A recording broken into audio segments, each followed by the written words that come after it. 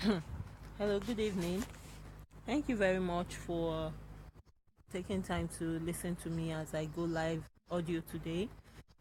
Yeah, like I said, I feel more comfortable with the audio thing because I don't have to show my face.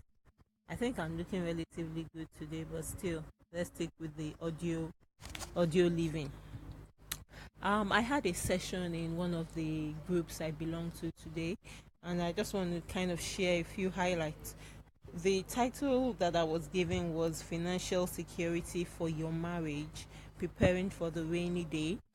But I would like to broaden it a bit to touch both the married and unmarried people because financial planning and all does not know your marital status. So, I said when I first read, when I was told the topic, I was like, yeah, waiting I sabi, waiting I want talk.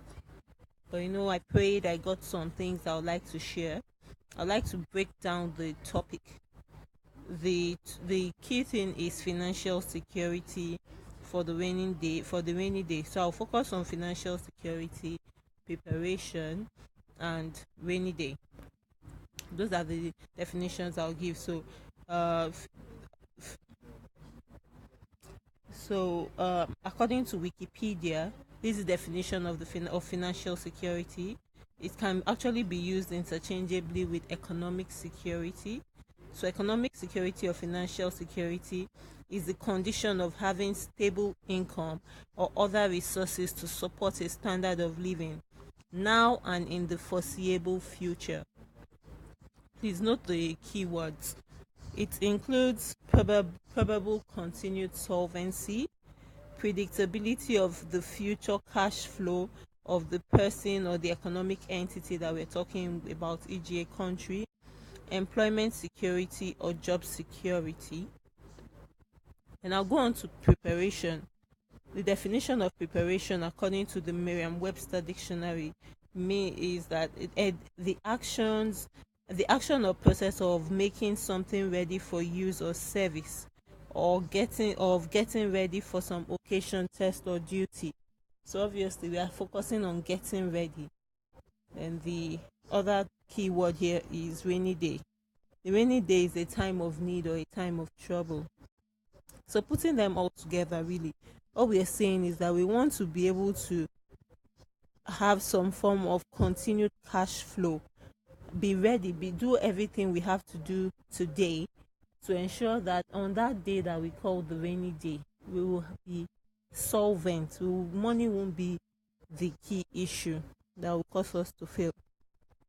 And one key thing I would like us to note is that there is no financial security outside of God. Well, at least that's what I'll tell a believer. I don't know what people that don't believe in God, how they deal with it, but even everybody knows about the acts of God. According to it is a good reason to be indemnified, even in a contract. So when you're writing a contract, you also put in the clause that you will be indemnified when there is a force majeure, which is an act of God. For example, an earthquake. You can't design for an earthquake, or a meteorite falls from the sky, or on the day you're supposed to do something, there's an eclipse. So there is something called force majeure. There is a rainy day. And as believers, the only thing we can trust is that God is working with us. So I said, as believers, we need to understand that while it is important to grow our finances and get ready for the rainy day, we also have to subject our financial decisions and choices to the will of God. And then I quoted Psalm 127, verse 1. It says, except the Lord builds a house, they labor in vain that we build it. Except the Lord keep the city, the watchman waketh but in vain. Yeah, you can hear my daughter talking about Jara. She's a Jara fan. So I was saying you need to clear with the Holy Spirit before getting involved in any money making, managing, or multiplying venture as a believer. If you don't have that clearance from the Holy Spirit, don't go, no matter how fantastic the offer is. I have a lot of offers that I talk about, but I can't overemphasize this. If you, for one reason or the other, you may be working for other people. Let me wax spiritual and talk about Isaac. Isaac had a specific word. Everybody else may have left the land, but God told him, stay in this land and sow. That was the instruction for him. Imagine if Isaac said, oh, people are making it in the abroad, I have to travel. He would have traveled to the abroad. I heard of some people, they call them BLLB, Boshe Lolo Shebo. The same way he went is the same way he came back. Nothing to add, nothing to multiply. Just the same way. No, nothing. So sometimes it's probably because you are in the wrong place. It's just like when I think that what's the name of that Naomi's husband? I think it was Elimelech and Naomi when they went to Moab. We don't know that God told them to go to Moab. It was the circumstances of the day that led them to go to Moab because Moab seemed like a better option. But eventually, we see that people like Boaz that stayed back in Israel were eventually better off than the Elimelechs that went to Moab. So it's important to ensure that the Holy Spirit leads you, even when you are making financial decisions. So now let's focus on financial security.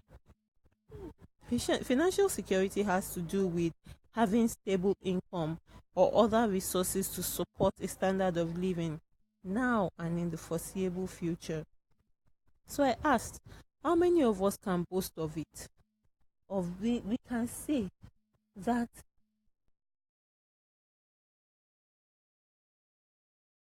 if unfortunately I have more expect to be able to get something stable, I have something saved.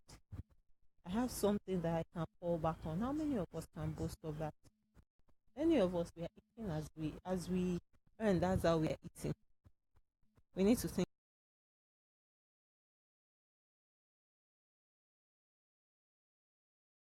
about the curriculum to teach us this very vital aspect of our lives.